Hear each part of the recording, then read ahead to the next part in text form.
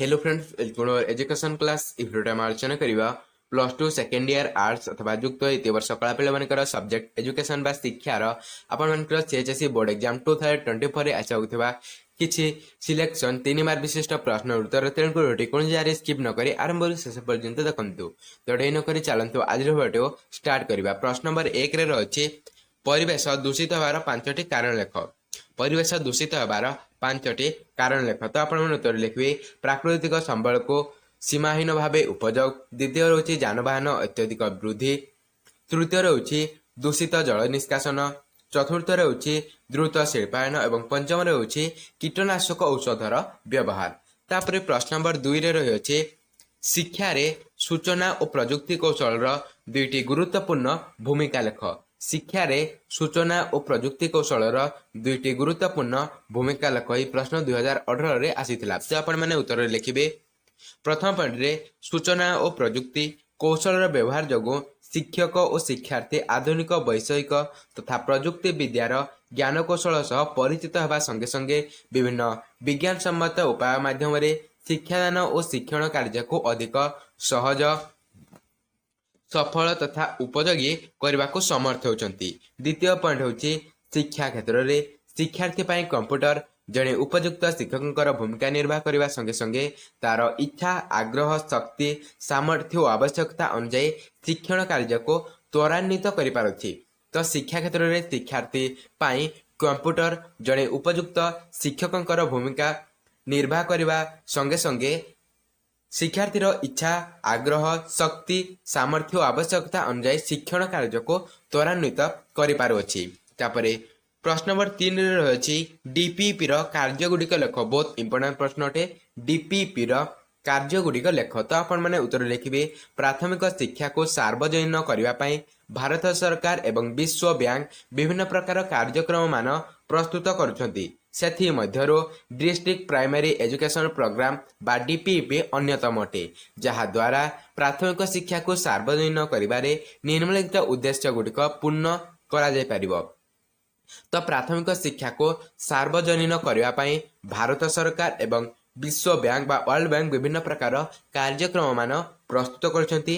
सेथि मध्यरो district primary education programme बा DPP होची अन्यतम, जहा द्वारा कि एही डीपीपी प्रोग्राम द्वारा प्राथमिक शिक्षा को सार्वजनिक करिबारे निम्नलिखित उद्देश्य गुड़िक पूर्ण करा जाय परिबो। से गुड़िक होची प्रथम होची शिक्षणर सर्व निम्न स्तर उपरे गुरुत्व आरोप करिबा, द्वितीय होची शिशु केन्द्रिक शिक्षा उपरे गुरुत्व आरोप करिबा, तृतीय होची आनंदपूर्ण शिक्षण, चतुर्थ होची प्राथमिक विद्यालयर उन्नति पाई सुविधा सुजोग एवं पंचम होची कार्यभित्तिक शिक्षा उपरे गुरुत्व आरोप करिबा। तापरे परवर्ती प्रश्न होची मूल्यबोध केन्द्रिक शिक्षा प्रदान पद्धति संक्षेप लेख। मूल्यबोध केन्द्रिक शिक्षा प्रदान पद्धति संक्षेप लेख। तो यह बहुत इंपोर्टेंट प्रश्न अटे। तो आपण उत्तर लिखिबे एही मूल्यबोध को किपर भाव में शिक्षार्थी मान को प्रदान करा जिवो से संबंध में अनेक पद्धति करा जायछि। एही पद्धति को विशेष कर 3 भाग में विभक्त करायछि।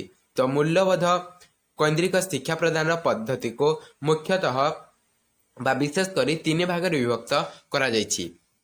सेगुड़िक होची प्रत्यक्ष पद्धति, द्वितीय होची परोक्ष पद्धति एवं तृतीय होची आनुषंगिक पद्धति और आकस्मिक पद्धति। तो प्रथम लिखिबे प्रत्यक्ष पद्धति। प्रथम पद्धति होची प्रत्यक्ष पद्धति। एथरे लिखिबे मूल्यबोध शिक्षा श्रेणी कक्ष रे छात्र छात्री माननको प्रत्यक्ष भाव में दिया जिबा उचित। एही शिक्षा दिया जिबा पूर्वरु एक धारा योजनाबद्ध एवं एक निर्दिष्ट उद्देश्य होइथिबा दरकार। समय निर्घंटे स्वतंत्र निर्घंट सूचित हेबा दरकार। एही शिक्षा देवा समय शिक्षक आलोचना गल्पकथन तथा उदाहरण माध्यम महामानव मानकर कहानी संबंध में सूचना देवे। फल मूल्यबोध चिंताधारा बढ़िबा संगे संगे शिक्षक शिक्षार्थी मान मध्य सुसंपर्क अधिक दृढ़ीभूत हेब। तापरे रही परोक्ष पद्धति। प्रत्यक्ष पद्धति पर होची परोक्ष पद्धति। एथरे लिखिबे आजिर शिक्षा व्यवस्था एक विपर्जय शिक्षा व्यवस्था अटे।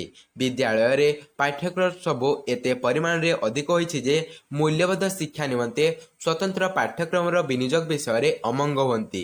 से माने कहंती ए मूल्यबोध शिक्षा परोक्ष और पाठ्यक्रम तथा सहपाठ्यक्रम रे दिया जिबा दरकार। तो आज शिक्षा व्यवस्था एक विपर्य शिक्षा व्यवस्था अटे।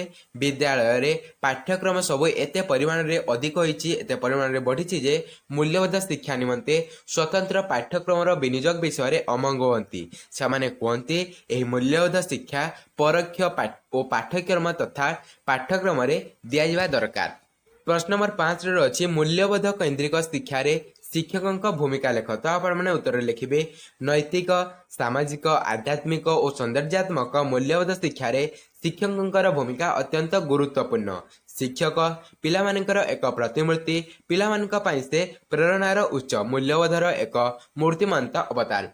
तो नैतिक, सामाजिक, आध्यात्मिक और सौंदर्यात्मक मूल्यबोध शिक्षा रे शिक्षकर भूमिका होती अत्यंत गुरुत्वपूर्ण अटे। शिक्षक पिलामानक पई एक प्रतिमूर्ति, पिलामानक पई से एक प्रेरणार उच्च मध्य अटंती, मूल्यबोधर एक मूर्तिमंत अवतार मध्य से अटंती। शिक्षक हेउछंती छात्र पई एक नमूना। शिक्षकंकर प्रत्यक्ष तत्वावधान रे पुराण काल रे शिक्षार्थी माने परिचालित होते। सेमानकर व्यक्तित्व निकट रे सबु तुच्छ हो जाउथिला।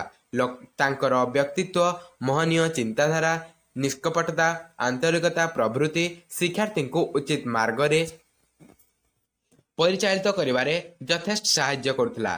शिक्षक माने शिशु मानक मध्य लुकायित अवस्था रहितबा अंतर्निहित शक्ति को जागृत कराए ताकू पशुत्व नहीं देवत्व रे पहुंचाई देथांती। शिशुर मन मध्य थिबा अज्ञान अंधकार को दूर करी नूतन आलोक प्रदान करने को सक्षम मध्य होइथांती। बहुत इंपोर्टेंट प्रश्न अटे।